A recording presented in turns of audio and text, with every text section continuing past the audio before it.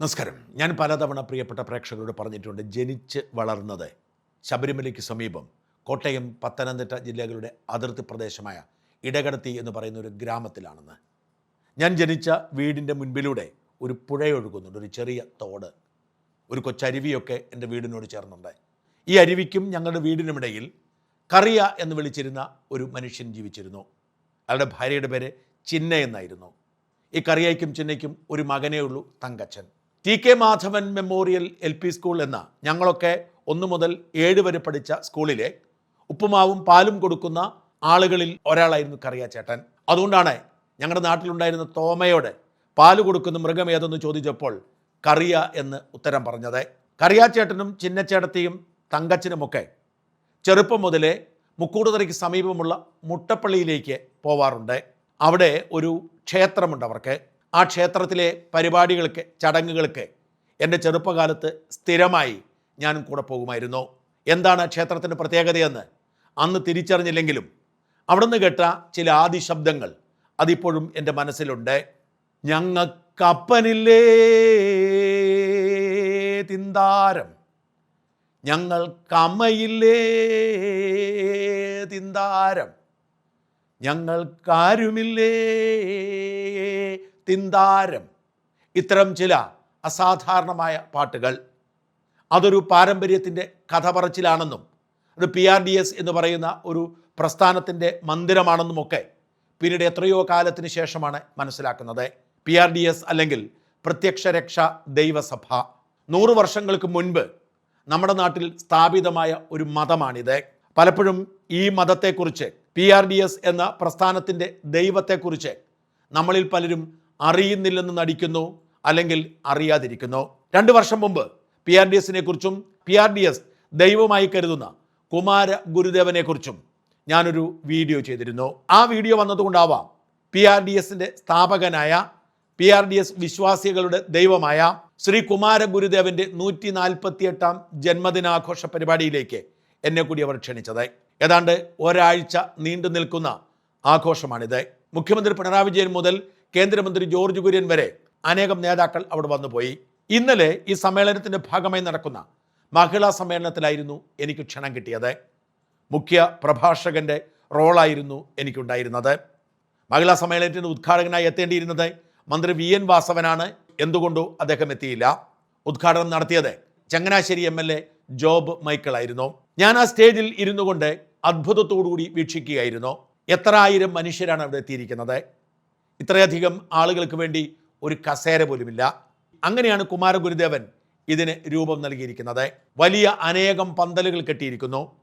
മുഖ്യ സ്റ്റേജ് ഇരിക്കുന്നിടത്ത് ഒരു 5000 പേർക്കെങ്കിലും ഇരിക്കാവുന്ന വലിയ പന്തലാണ്. ആർക്കും ഇരിക്കാൻ കസേരയില്ല. PRDS സമൂഹത്തിൽപ്പെട്ട കേരളത്തിൻ്റെ നാനാഭാഗത്തുള്ള കുടുംബങ്ങൾ ഒരുമിച്ച് അവിടെ എത്തുന്നു. അവർ ഒരുമിച്ച് പാവിരിച്ച് കിടക്കുകയും ഇരിക്കുകയും കഴിക്കുകയും ഒക്കെ ചെയ്യുന്നു. ഇത്തരം അനേകം പന്തലുകൾ അവിടെയുണ്ട്. ഈ പന്തലുകളിലെല്ലാം ആയിരക്കണക്കിന് മനുഷ്യർ എത്തപ്പെട്ടിരിക്കുന്നു. അവിടെയെല്ലാം കൂറ്റൻ LED വാളുകളിൽ സ്റ്റേജിൽ നടക്കുന്ന പരിപാടി അതേപടി കാണിച്ചുകൊണ്ടിരിക്കുന്നു. ഇവരൊക്കെ തൊട്ടടുത്തുള്ള മണിമലയാറ്റിലേക്ക് പോയി കുളിച്ച് വൃത്തിയായി വരും. അതിനുശേഷം ഇവിടെ തന്നെ കുടുംബസമേതം ഇരിക്കും. രാത്രി മുഴുവൻ കലാപരിപാടികളാണ്, നാടകവും കഥാപ്രസംഗവും ഗാനമേളയും ഒക്കെ. ആയിരക്കണക്കിന് മനുഷ്യർ ഏക മനസ്സോടുകൂടി ഒരുമിച്ച് ഒന്നായി അവിടെ കഴിഞ്ഞുകൂടുന്നു. അവിടെ എത്തുന്നവർക്ക് പണമില്ലെങ്കിൽ ഭക്ഷണം സൗജന്യമായി കിട്ടും, അല്ലെങ്കിൽ പണം കൊടുത്ത് ഭക്ഷണം വാങ്ങാൻ അവിടെ വില കുറഞ്ഞ ഭക്ഷണ സ്റ്റാൾ ഏർപ്പാടാക്കിയിട്ടുണ്ട്. ചില ആളുകൾ പുറത്ത് ഭക്ഷണം ഉണ്ടാക്കി കൊണ്ടുവരികയാണ്. അങ്ങനെ എല്ലാ കുടുംബാംഗങ്ങളും ഒരുമിച്ച് കുറഞ്ഞത് 3 ദിവസം താമസിക്കുന്നു. പരസ്പരം സൗഹൃദം പങ്കിടുന്നു. ഗുരുദേവനെക്കുറിച്ചുള്ള ചർച്ചകളും സെമിനാറുകളിലും പങ്കെടുക്കുന്നു. കേരളത്തിൽ ഇങ്ങനെയൊരു മതം വേറെയുണ്ടോ എന്ന കാര്യത്തിൽ എനിക്ക് സന്ദേഹമുണ്ട്. പൊയ്കയിൽ അപ്പച്ചൻ എന്ന് വിളിക്കപ്പെടുന്ന ചിലരൊക്കെ പൊയ്കയിൽ യോഹന്നാൻ എന്ന അദ്ദേഹത്തിൻ്റെ പഴയ പേര് വിളിക്കുന്ന പൊയ്കയിൽ ശ്രീ കുമാര ഗുരുദേവനാണ് ഇവരുടെ ദൈവം. ജാതീയമായി അവഗണിക്കപ്പെട്ടിരുന്ന, മാറ്റി നിർത്തപ്പെട്ടിരുന്ന ഒരു സമൂഹത്തെ രക്ഷിക്കാൻ വേണ്ടി ദൈവം ശ്രീകുമാര ഗുരുദേവനായി അവതരിച്ചു എന്നാണ് അവർ വിശ്വസിക്കുന്നത്. ഈ സമൂഹത്തെ വീണ്ടെടുത്തു. വിദ്യയിലൂടെയും അറിവിലൂടെയും ആ സമൂഹത്തെ വളർത്തിയെടുത്തു. ഗുരുദേവൻ്റെ ഭൗതികാവശിഷ്ടം സംസ്കരിച്ച ഇടം മഹാപീഠമായി അവർ ആഘോഷിക്കുന്നു. കേരളത്തിലെ ഏതെങ്കിലും ഒരു വിഭാഗത്തിൽപ്പെട്ട മനുഷ്യരെ രക്ഷിക്കാനായിരുന്നില്ല, ലോകത്തെ മുഴുവൻ അടിമകൾക്ക് വേണ്ടിയുമായിരുന്നു കുമാര ഗുരുദേവൻ ഈ മതം സ്ഥാപിച്ചത്. ശ്രീനാരായണ ഗുരുദേവനെ ഈഴവ സമുദായത്തിൻ്റെ മാത്രം ദൈവമായി തളച്ചിട്ടതുപോലെ നിർഭാഗ്യവശാൽ കുമാരഗുരുദേവനും ഒരു ചെറിയ സമൂഹത്തിൻ്റെ മാത്രം ദൈവമായി തളച്ചിടപ്പെട്ടിരിക്കുന്നു. ശ്രീ കുമാരഗുരുദേവൻ്റെ പ്രഭാഷണങ്ങൾ, പ്രസംഗങ്ങൾ, നിലപാട് ലോകത്തോട് മുഴുവനുള്ള യുദ്ധപ്രഖ്യാപനമായിരുന്നു. ഞാൻ നടത്തിയ പ്രസംഗം കൂടി ഇവിടെ കൊടുക്കുകയാണ്. പ്രിയപ്പെട്ട പ്രേക്ഷകർ സശ്രദ്ധം കേൾക്കണമെന്ന് അപേക്ഷിക്കുന്നു. ശ്രീ കുമാര ഗുരുദേവന്റെ ഭക്തജനങ്ങളെ, വേദിയിലും സദസ്സിലുമുള്ള മാന്യമഹാജനങ്ങളെ, ഞാൻ ഇന്നിപ്പോൾ ഇവിടെ ഇരിക്കുമ്പോൾ നമ്മുടെ ആ മുഖപത്രത്തിൽ നമ്മുടെ ആദരണീയനായ പ്രസിഡന്റിൻ്റെ ഒരു ലേഖനം വായിക്കുകയായിരുന്നു. ആ ലേഖനത്തിൻ്റെ തുടക്കത്തിൽ അദ്ദേഹം ഒരു പഴയ പാട്ട് പറഞ്ഞിരിക്കുന്നു. ഞങ്ങൾക്കപ്പനില്ലേ തിന്താരം, ഞങ്ങൾക്കമ്മയില്ലേ തിന്താരം, ഞങ്ങൾക്കാരുമില്ലേ തിന്താരം.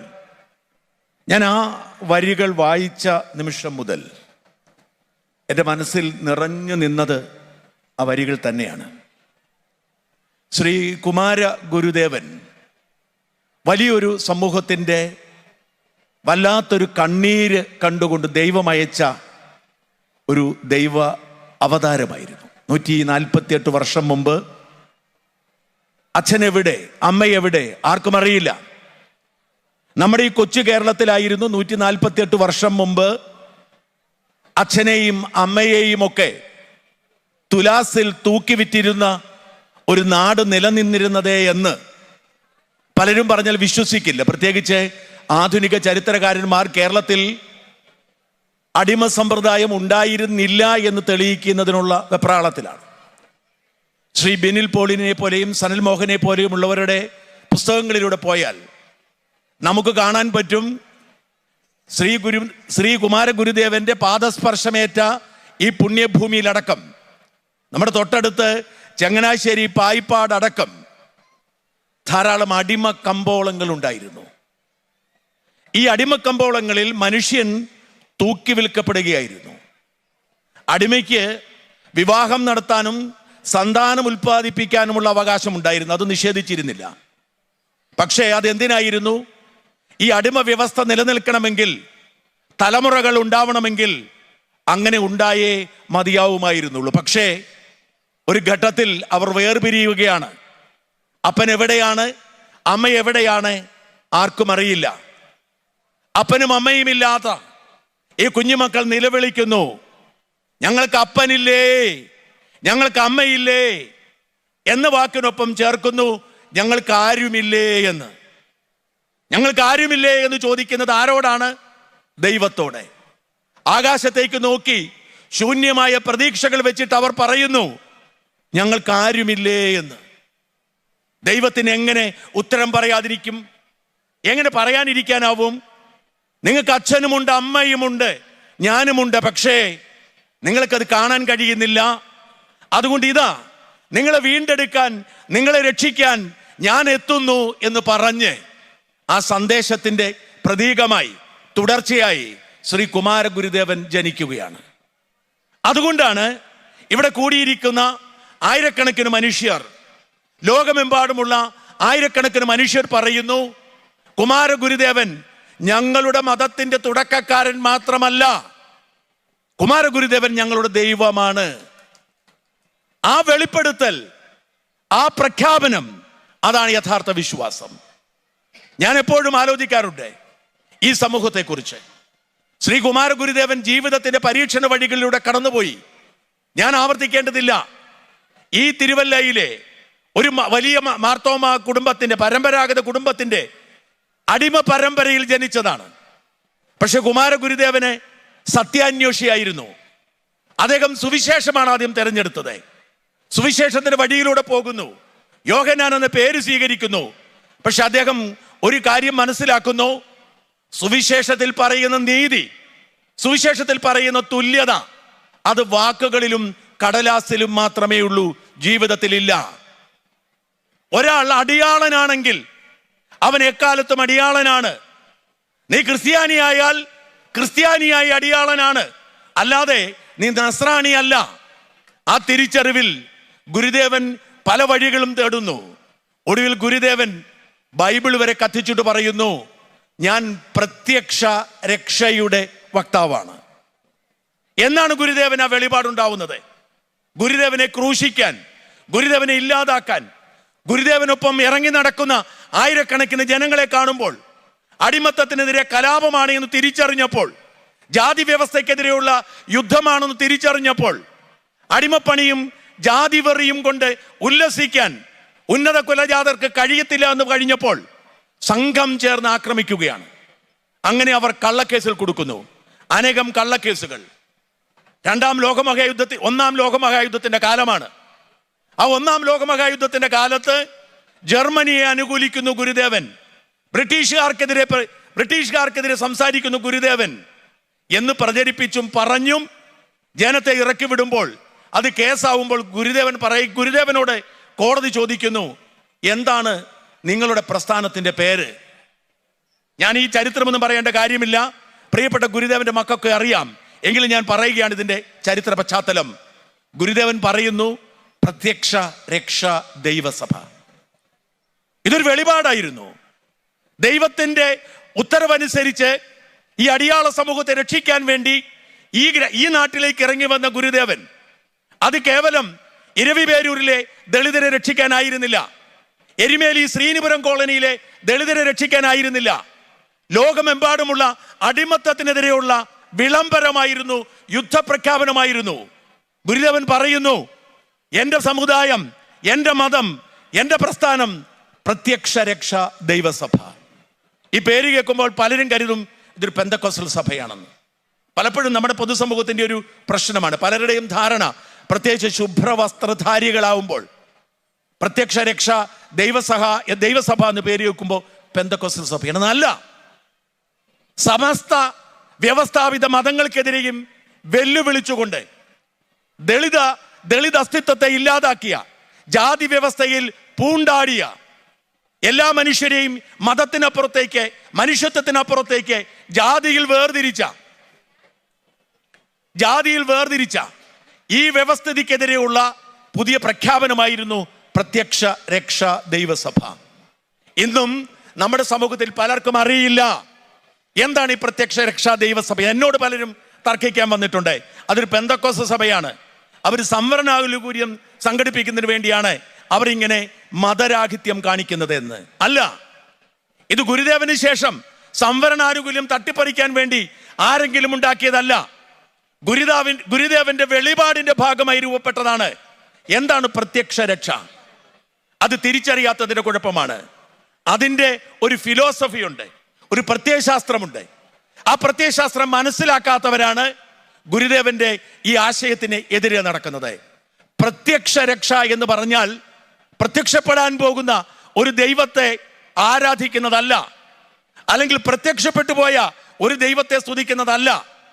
നേരെ മറിച്ച് എല്ലാ വ്യവസ്ഥാപിത മതങ്ങളും, അത് പരമ്പരാഗത അബ്രഹാമിക് മതങ്ങളാവട്ടെ, ബ്രാഹ്മണിക് ഹിന്ദു മതങ്ങളാവട്ടെ, മറ്റേതു മതവുമാവട്ടെ, ആ മതങ്ങളുടെ ദൈവ കാഴ്ചപ്പാടിനപ്പുറത്തേക്ക് അവർ പഠിപ്പിക്കുന്ന, അവർ നിലനിർത്താൻ ശ്രമിക്കുന്ന പാപബോധത്തിൽ അധിഷ്ഠിതമായ വരാൻ പോകുന്ന ലോകത്തെ പ്രത്യാശയ്ക്ക് വേണ്ടി ഈ ലോകത്തെ ത്യാഗം അനുഭവിക്കണം, ദുരിതം അനുഭവിക്കണം എന്ന തെറ്റായ കീഴ്വഴക്കത്തിനെതിരെയുള്ള യുദ്ധപ്രഖ്യാപനമാണ്.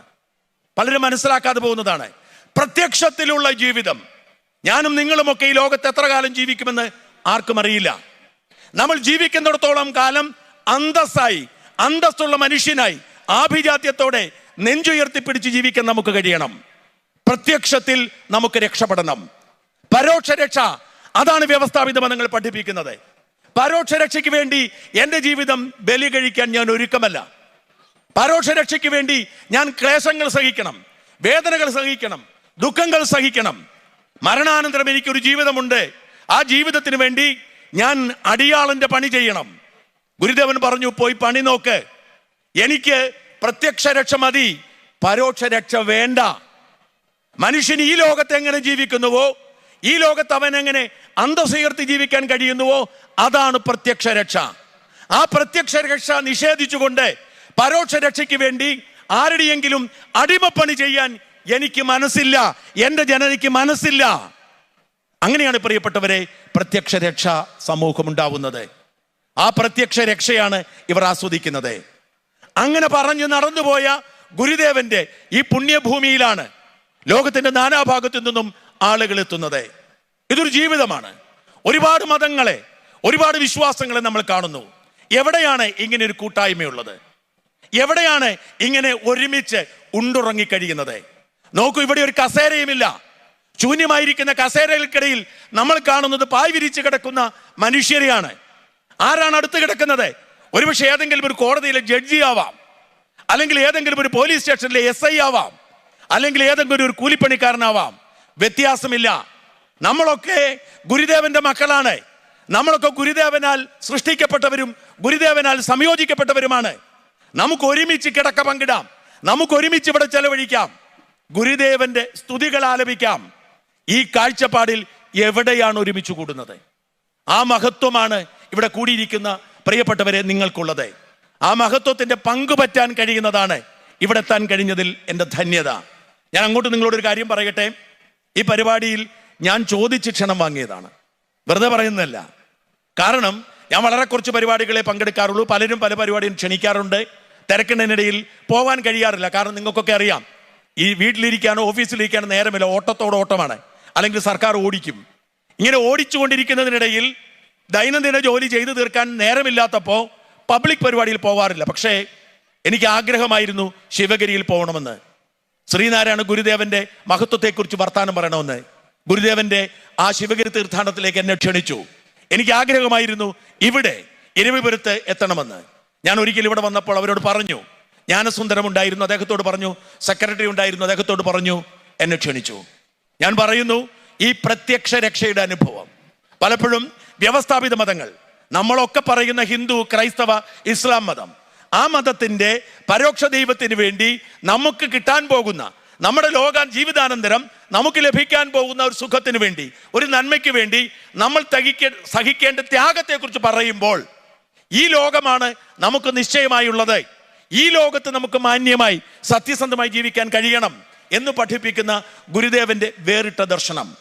ആ വേറിട്ട ദർശനം, അതിൻ്റെ പങ്കുപറ്റാൻ പറ്റുന്നവർ ഭാഗ്യവാന്മാരാണ്. നിങ്ങളോടൊപ്പം ഇരിക്കാൻ പറ്റുന്നവർ ഒക്കെ ഭാഗ്യവാന്മാരാണ്. അതുകൊണ്ടാണ് ചോദിച്ചു വന്നത്. വളരെയധികം സന്തോഷമുണ്ട് ഈ പരിപാടിയിലേക്ക് ക്ഷണിച്ചത്.